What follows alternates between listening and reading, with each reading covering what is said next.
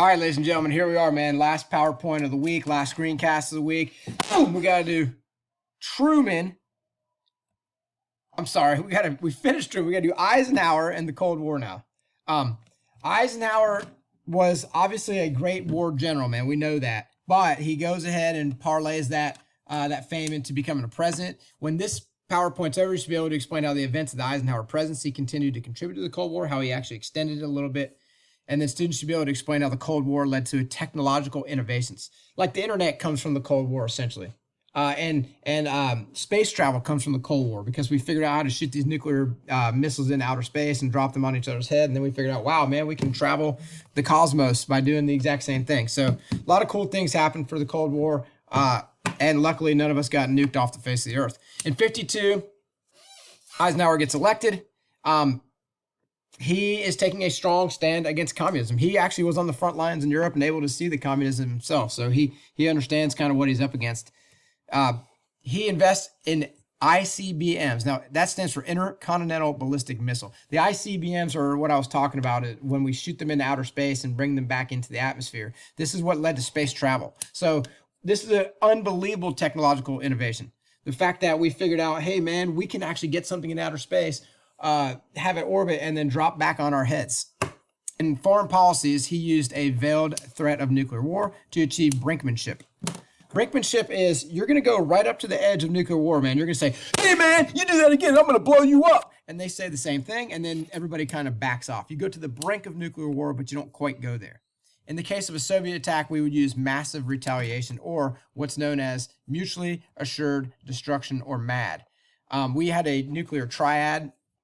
The nuclear triad was bombers that would fly around at any moment's notice. We had bombers in the air 24 hours a day. We had these land-based missiles right here that in missile silos all over America. And then we also had nuclear submarines parked across the globe in hidden areas so that at any given time, Russia would not be able to knock out all our nuclear capabilities. And they were aware that if they attacked us, we would attack them back with all our nukes. They did the exact same thing, by the way. They did their nuclear triad, land-based missiles, submarines, and bombers. This is kind of showing you the number of bases and facilities, and this is where we had all our different bases. I mean, we have them everywhere. We're basically surrounding Russia. And they had us surrounded too. What are the stakes of war? Massive retaliation and mutually assured destruction. Mutually assured destruction is exactly as it sounds. That it's assured that our government will survive. We're going to survive in underneath hardened concrete bunkers that are inside of mountains. So it doesn't really matter if America gets blown up. All the civilians and citizens are the ones that would die. But the government still has the ability to press the buttons to make sure that Russia's citizens will be destroyed too. So it was basically, you see the devastating effects of the coronavirus right now. The economy is kind of coming to a standstill. Well, if we nuked the entire globe, and then not only would the economy come to a standstill, but we'd have to physically rebuild, we would probably never make it back again. Russia knew that, America knew that, and it's one of the reasons why we actually never attacked one another. Americans were so nervous that they built fallout shelters. I mean, you had bomb shelters underground in multiple places around America. I mean, that was like, I wouldn't say it was super common, but it was something that definitely was being sold. After the coronavirus goes away, man, it'll be interesting to see how many people start selling survival shelters. I mean, survival shelters is a business on the internet. If you look there, it's all over the place, man. There's actually old nuclear missile silos that are now decommissioned have been sold as survival shelters. I actually just read a story about one last night about a guy in his survival shelter saying, hey, people aren't thinking I'm so crazy now, are they? And how he has this total underground facility where he lives and he's not afraid of getting the virus. This is basically a cutout picture of how you put one in a hill and hopefully you could survive. Not necessarily a nuclear blast. These shelters aren't to necessarily survive the blast, but more so to survive the nuclear fallout. When a nuclear attack happens, there's a cloud of radiation that washes over the land. And if you get that radiation on you, man, you get radiation poisoning and you die. So you have to stay inside these fallout shelters for about 6 weeks after the attack so that you can make sure that there's no nuclear fallout spreading through the land. And you guys know what it's like to be cooped up in your house right now with our basically shelter in place orders. It's the exact same thing, but you'd have to shelter in this tiny little space. Like you'd be sheltering in this fallout shelter. And you guys know that you're still connected to people through your social media right now, and you're connected to people with technology. Well, imagine doing this in the 1950s where, look, they got some magazines out here, man, and some board games. That's all you would have. I mean, you wouldn't have the ability to even connect with anyone outside of your family. The cool thing is, or I don't know if it's cool, but the interesting thing is you see these people and they look all happy. Like, where's their toilet? Where's the bathroom? That would be a big struggle, man. That's one of the things that they had to consider when selling these fallout shelters. This is an actual picture of one, not an advertisement, an actual picture. This is what it would have looked like. You got the bunk beds where the family sleeps. You got the pantry over here, and that's it, man. You're living in that thing. That's what you're living in. That's terrible. One of the other things that Eisenhower did for America is probably his greatest accomplishment is he built the interstate highway system. If you look on the side of the highways, there's these little blue signs with 5 stars that say Eisenhower Interstate System. He built all of our interstate highways. But the reason that he did it, like a road like Johnson's Ferry Road or Roswell Road, those would have been like major roads back in the day, like the biggest roads we had. And they're kind of windy and they take a long time to get from place to place. Eisenhower was afraid if America is nuclear attacked or if a foreign country does invade America, we have no good way to get from point A to point B in America. He was in awe, they say, of the Autobahn of Germany, of what Hitler was able to do with the Autobahn. He said, you know what, we need to make something similar to that in America. That was an amazing creation. We need that in America. So when he becomes president, he builds 41,000 miles of divided highway to connect major U.S. cities. The point of a highway is there's no at-grade crossings. What that means is every single time you come to an exit, you either go down an exit ramp or up an exit ramp because there's no intersections that force traffic to stop. So long as the flow of traffic is going, there's no accidents. You can just keep going at without having to stop your car. So the interstate highways were obviously a big deal for trade and travel. It started a vacation industry in our country. You can now get to the beaches or the mountains or wherever you want to go vacation relatively easily. But also, if there's nuclear attack, you could evacuate the cities and bring assistance to cities. This is our interstate highway system now. Some of you may not know how the highway system works, but if a highway has an even number at the end, like I-20, this is I-20 in America. Even numbers mean east to west. This is I-75. This is I-85. They mean north to south. So if the number of a highway ends in an odd number, that's a north to south. If it ends in an even number, that's an east to west, and that's how we did it. And then 10 starts down here. This is Interstate 10. Then you got 20, and then you go up. There's 30, there's 40, 50, 60, and 70. That's how it works. And then over here is like I-5, and then you kind of go across the nation that way. And we got 75, 85, and here's 95, goes all the way to Miami, up to New York, Boston, boom. So the interstate highway has some negatives. There's effects of the interstate highway. I have this scene from Cars. I'm not going to play it because I tried to do that in one of the PowerPoints. It didn't work so well. But I would encourage you to watch it. It's kind of a heartbreaking scene, man. It talks about Route 66 and how that was the way that you would get across the country. And then essentially Cars, the town of Radiator Springs, was supposed to be set up on Route 66. And when the interstate highway was made, the little towns that depended on traffic kind of died out. And that's the story of Radiator Springs from Cars. And it actually does a fairly good job showing what happened to those American cities in this video. So it's a little 4-minute video if you have time to watch it. Eisenhower also made CIA operations, or utilized CIA operations more.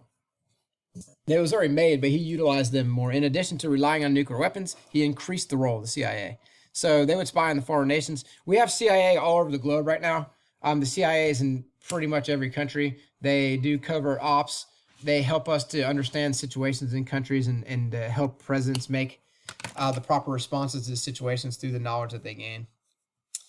One of the ways that we utilize the CIA, and this is one of the reasons why Iran does not like us very much, we led a successful coup in Iran, and we installed the Shah as the ruler in Iran. The Shah was an ally of America. Then the Shah gets deposed and overthrown later by the Ayatollah, and that's when Iran begins really not to like us. So Guatemala, we also helped to overthrow their government. And we tried multiple times to overthrow Fidel Castro, but I believe we tried 3 different times. All 3 were unsuccessful. In 1953, Nikita Khrushchev takes over after Stalin dies. And this Nikita Khrushchev decides to try to challenge American influence. This is when Eisenhower ends up making the Eisenhower doctrine that we will stand strong against Russia and we'll utilize NATO when need be. And then NATO and Nikita Khrushchev basically come into conflict, and Nikita Khrushchev forms what's known as the Warsaw Pact. All these countries in red are the Warsaw Pact. They were essentially all the countries that were already practicing communism. They're the satellite nations of Russia, and they formed their own security pact. These guys were already one big country. They're already the USSR. Now they just put a cool name on it, Warsaw Pact Alliance versus NATO. But in 1956, the Soviet military violently suppresses anti-communist revolts in Hungary. So some of these countries, Hungary specifically, right over here, is having an anti-communist revolt. Well, they just say, "Ah, you're dead," and they smack them down, and they don't allow it. So it's showing that in communist countries that you are not allowed to have a democrat or a free voice. If you're trying to oppose the government, they will kill you. In 56, the USSR began to make moves towards the Middle East. In 57, we pledged that we will use the USA to protect the Middle East from communism. We'll use NATO to do that as well if NATO will help us. But we need to protect. The Eisenhower doctrine was utilize NATO to oppose the Warsaw Pact, especially in the area of the Middle East. We need to protect the Middle East at all costs. The Cold War led to the space race. In 1957, we already figured out that we could launch nuclear missiles into outer space. But now, all of a sudden, the USSR did one better, and they launched Sputnik. Sputnik is the first object ever launched in the United States, or into the outer space. It was done by Russia. Russia launches the first object into outer space, Sputnik 1. It is about the size of a basketball, and all it does is it orbits around the Earth. But people in America were absolutely having a meltdown when they heard about Sputnik. The word satellite was foreign to them. They had no idea what satellite meant. And for all they know, they think a satellite has a laser on it and it's going to like melt their brain. It's like, oh my God, the Russians are going to melt my brain. They have a satellite. Ah! Satellite, obviously, we know nowadays is a benign word. It's not a big deal. There's satellites all over the Earth. But when it's the first time a satellite ever happens, that was shocking to Americans. So people were fearing that we were losing our competitive edge. NASA was quickly formed in 1958 to catch up to the Soviets. So Eisenhower introduces legislation to create NASA. And then he also passes the National Defense Education Act. This actually affects you to this day. This is basically what outlines a lot of our education standards and creates AP classes for American kids and really challenges American kids to be better at math, science, and technology, because he says, look, if we're going to win the Cold War and we're not going to get our faces nuked off, we need to have better technology than they do. There's a cool little video on the space race you can watch. It's about 5 minutes long. Again, this is a picture of Sputnik. That's what Sputnik actually looked like. That's what's inside Sputnik. This is the launcher. And then you see all these headlines about the space race and what's going on. And the space race was a big thing of national pride. Like, we wanted to win the space race. So JFK says, they put Sputnik in there, we're going to put a man on the moon. Woo! And obviously, he didn't get to put a man on the moon. JFK did not. And we'll talk about this more as we go along and talk about the space race. But JFK said, I started that whole plan. And then 1969, obviously, we realized the dream of putting a man on the moon. We've been back multiple times since. These are our Mercury astronauts. Eisenhower failed to thaw the Cold War. As a matter of fact, he probably heats it up. But in 1960, we had a rule in place that we would not spy on Russia and they wouldn't spy on us. We were all spying on each other. We knew that. But a U-2 spy plane gets shot down over the USSR. This proves that we were spying on them. We actually made this big cover-up story, lying about it. Oh, no, that was a weather balloon. It was this, that, and the other. There's actually a really good movie that Tom Hanks is in that is about the U-2 spy plane. It came out about 4 or 5 years ago. We ended up getting really embarrassed by the U-2 incident. We tried to lie and cover it up. We got caught. We had to negotiate to get Francis Gary Powers, that's the name of the pilot of the plane, back. We had to turn some Russian spies over for Francis Gary Powers. At first, Francis Gary Powers was viewed as disloyal. He was given a poison tablet that all pilots are supposed to take if they ever crash. They're supposed to poison and kill themselves. He didn't take his poison tablet.